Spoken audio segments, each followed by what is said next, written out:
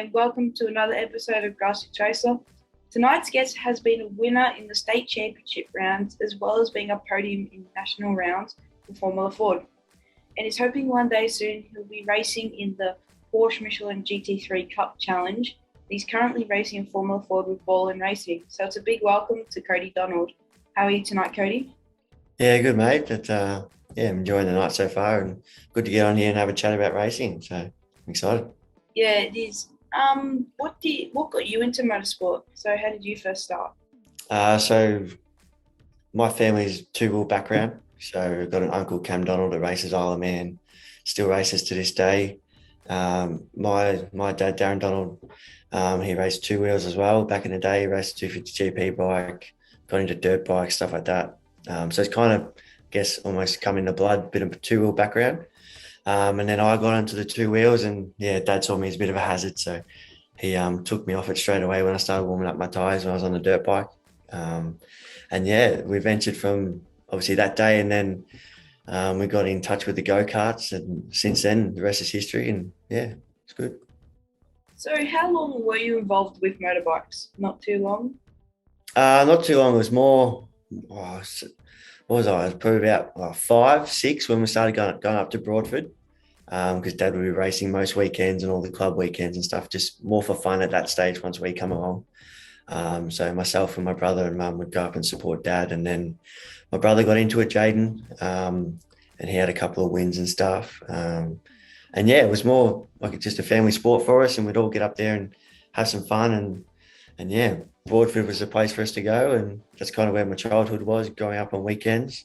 And then grandparents had a property in Warrandyte, so once I got old enough and once my brother was old enough, we'd get on the dirt bikes and go ride at the property down there.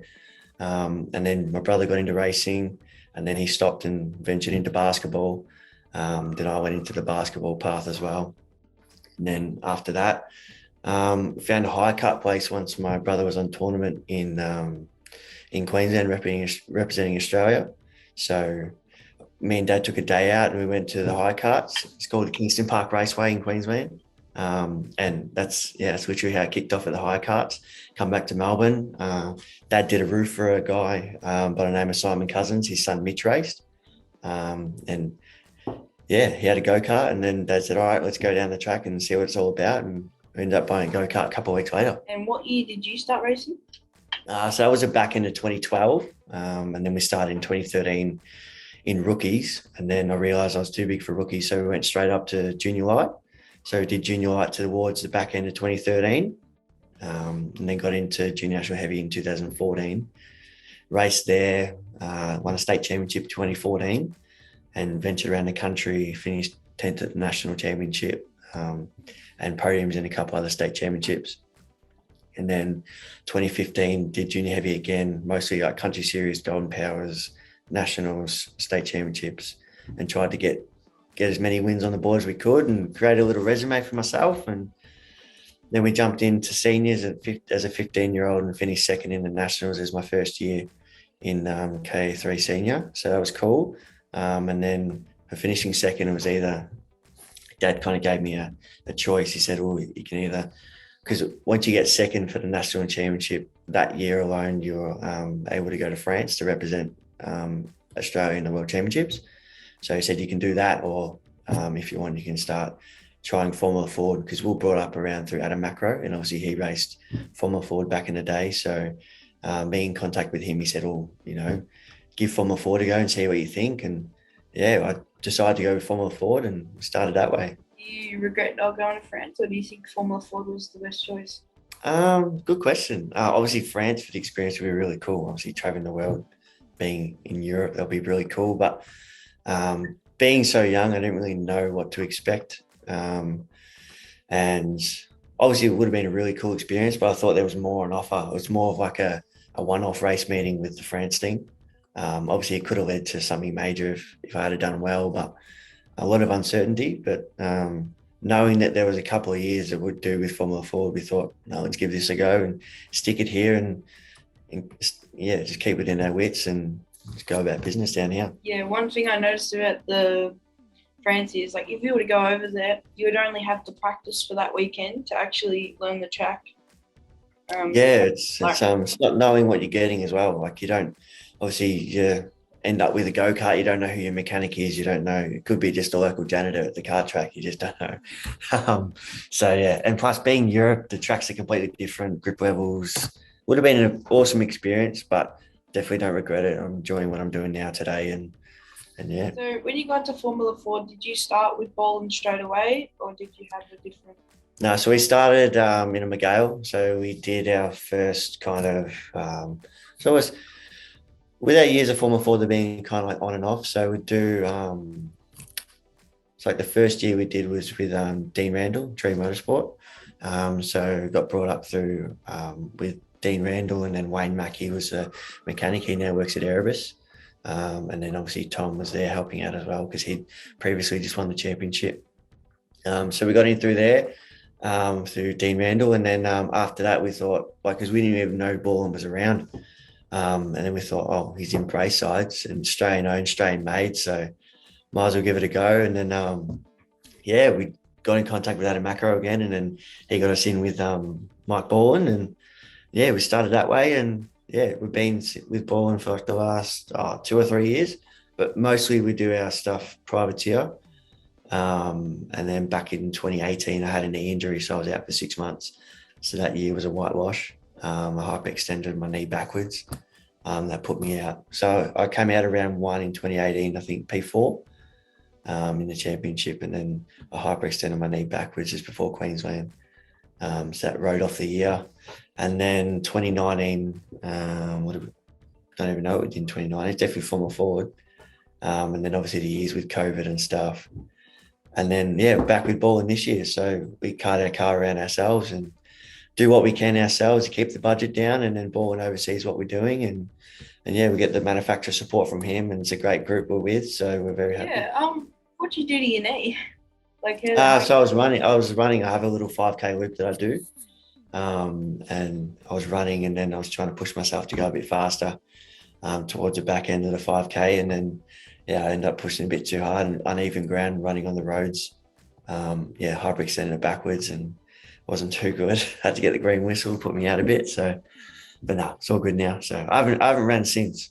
I'm not keen on running. So I just do it's on the bicycle. It's good fun just on the bike or do gym. I'm starting to get into boxing now, which is pretty cool. So I'm enjoying that. And yeah, just doing things that aren't too hard on the knees. Yeah. Well, that's a shame that happened. So, did you have to go through much physio to get back to racing? Yeah. So with the physio part of it, was all kind of like a natural therapy. I tried to avoid surgery as much as possible. So I did grade 1 tears on all the cruciate ligaments in my knee. And then there's a bone down the side of the outside of the leg. So next to the cruciate on the outside, that snapped. So that was kind of the main focus of the rehab. So what I did is I got a knee brace and I was locked up straight with a straight leg on the couch for 8 weeks straight and couldn't move. So that was hard with work and stuff. Obviously, I have to take time off being a young apprentice.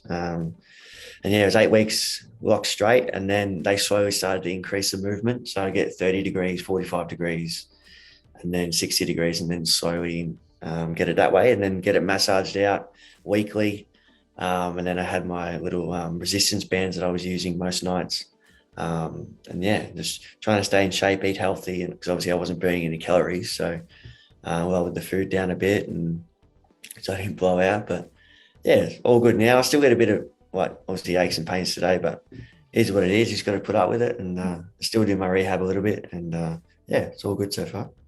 I was lucky with my injury from the Winton crash. I just needed to get a couple of stitches and it was over. Been about 4 weeks now, so yeah. You're healing up all right? Yeah, like the bandages are off today, finally, because we just didn't want to risk any infection. Yeah. Because that would have ended badly, but yeah, still a little bit bruised. Yeah, good stuff. We'll just flush it all out of your system and just reset and you'll be good to go, bud. Yep. So when you were doing Formula Ford, did it take you long to learn manual, or did you learn manual through a paddock run? A buzzed couple of gears, definitely. I think my worst experience was 4th to 1st, turn 11 at Winton. It was one of my first test days. That was shocking. Just went straight off the straight off the track backwards. And I think I buzzed the engine to, I think it was something like 8,500, 9,000 revs.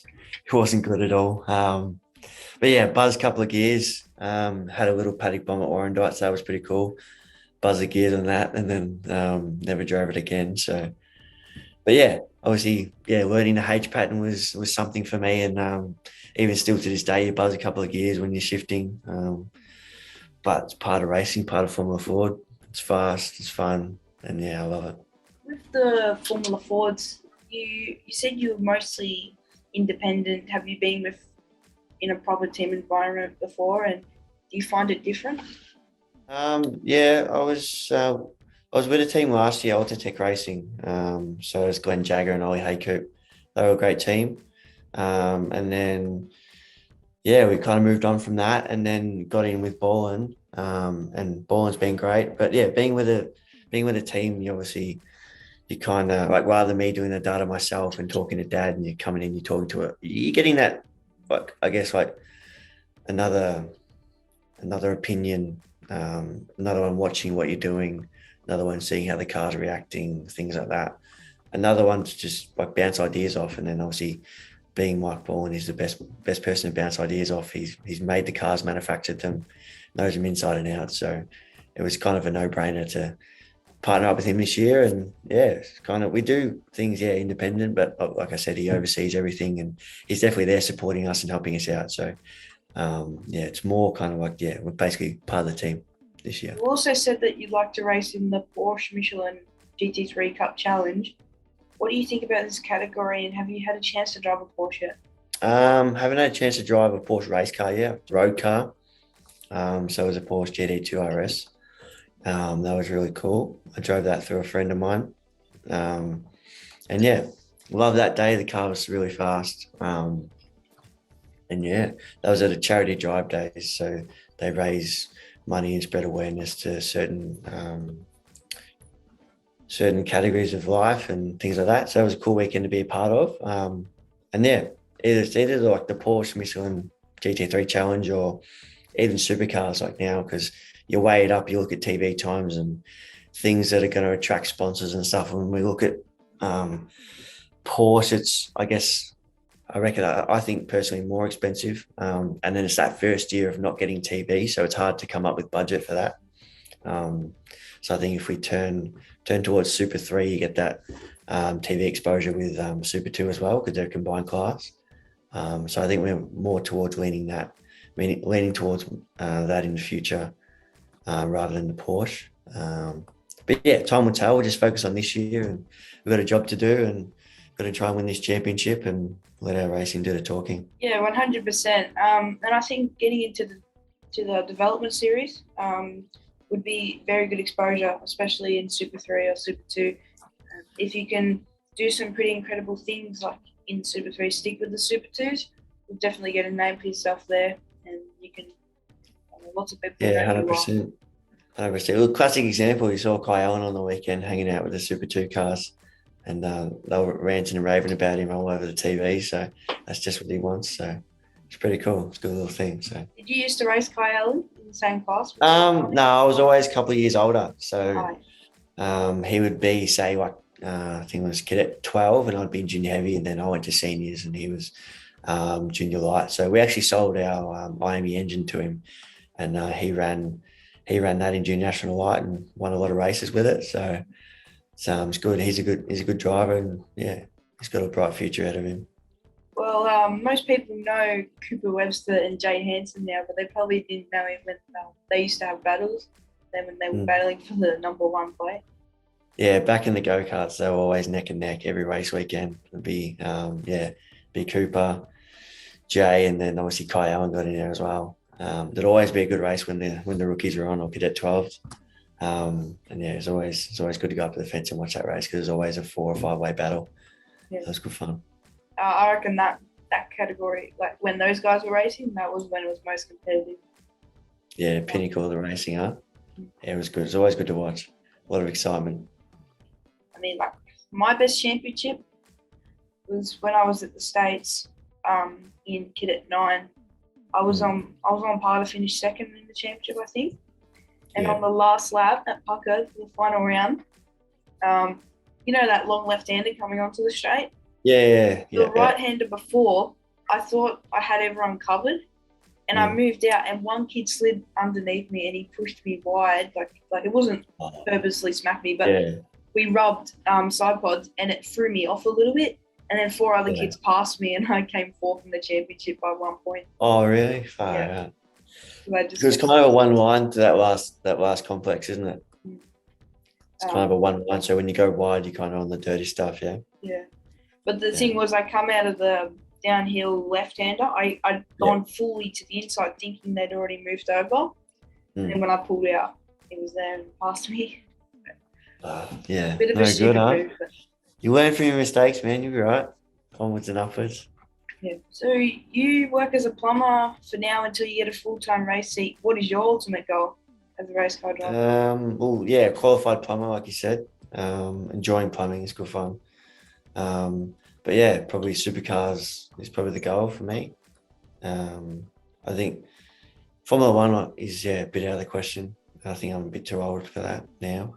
Because you see some of these young kids now, like they're 16, 17 in Formula 2, like they're just crazy. They're another level. But yeah, I think supercars is a realistic goal for me. Obviously, it comes down to budget, things like that. So yeah, we just need to talk to people in the right field, get in contact with the right company, and try and get my name out there and show my face at numerous race weekends, and just do the hard yards and get it all done, and let my racing do the talking, and use that as a point of conversation, and have something positive to talk about. And so I'm leading the championship as of now, so hoping to stay there for the rest of the year. There's a long way to go. So, but Winton's up next, and it's with the supercars, so just need to show out and have some fun, and put on a good show for the supercar teams, and get a couple of race wins hopefully. It's good when you're a support category to the supercars in a way, because one, you get a little bit of TV time, and two, you get to meet some of the guys there. I just think why Formula One is so unrealistic as a goal is because there's only one path these days. It's sort of Formula Renault, Formula 3, Formula 2, where be it supercars now with S5000 coming back and being popular, and Trans Am being popular, and TCR even, you can now got those categories to migrate into, or even you can go Classic, Super 3, Super 2. So yeah, there's a lot of pathways for it. I've got a mate, Benny Grice, who races in Trans Am. Even he's looking to move across when he can. Obviously, it comes down to budget, but yeah, there's so many categories like it. And it's really good to see that, all those kind of, I guess, 4 support categories of supercars can potentially mold into one category. Obviously you learn and hone different skills in every category, being TCR and all that. Completely different cars, and then jump into a supercar and you probably be halfway there. So it'd be good. Obviously every car is different, but a supercar is pretty unique. But you hone a lot of skills from those other categories, and you can take that towards supercars and try and perfect the craft. Yeah, 100%. And I think it's important to have your own hobbies. So is it true that you do some snowboarding in your spare time? Yeah, I like going up to Winton. So sorry, not Winton. In the winter, I like going up to Mount Buller. It's always good fun up there. And then obviously I went to America when I was 17. I went snowboarding in Big Bear Mountain. That was really cool. Went with my cousin there. He lives over in the States with his wife, and he's got a couple of kids. So that was really cool. Whenever I can, do some snowboarding. Obviously a bit cautious now with the knees. So coming into this winter, I'm not going to go snowboarding. Be a bit risky in the position I'm at in the moment. We'll give it a miss, but hopefully next winter we'll see how we go. We'll jump on the snowboard and have some fun. Yeah, that would be good. You haven't broken any bones yet, have you done it? No, I've been very lucky in that department. Dislocated a mini toe running down the hallway, smashed it on the arcs, but that's about it. So I've been pretty lucky in that department. Yeah. Would you like to tell everyone where they can find you on your social media? And do you have any sponsors or anyone you'd like to thank? So social media, just Cody Donald Motorsport on Facebook. And then Instagram, Cody Donald 60. We've got a little website that's linked up to that as well. So we do like little blog posts and things like that, and post about that. All the racing that's going on. Sponsors this year, just like to thank Dad, really. Kind of self-funded this year, which is quite cool. And yeah, doing what we can, nutting it out, having a fair old crack, and hopefully it pay dividends by the end of the year. So Yeah, I hope it all goes well for you, Cody. And I've got to say thanks for catching up with me tonight. yeah, no worries. I look forward to seeing how you go for the rest of the championship turns out for you this year, because you're leading it at the moment. So let's keep it that way. Yeah, that's the plan. So it should be good. And I hope you dive into Porsches at some point, because hopefully it's not too far away. I'm looking forward to heading back to Phillip Island soon. So thanks to everyone who's helped me out so far with the car. I really appreciate the support. For anyone racing this week, remember to drive fast and take chances, as long as you do safely. And guys, Cody, are you going to be Phillip Island May 14th, 15th? Yeah, potentially. I might pop down for a day. Don't know what's planned yet. I'm definitely not racing, that's for sure. But if I end up popping down, I'll come over and say good day. Well, everyone, thanks for watching and enjoy your night. Thanks for having me, mate. All good.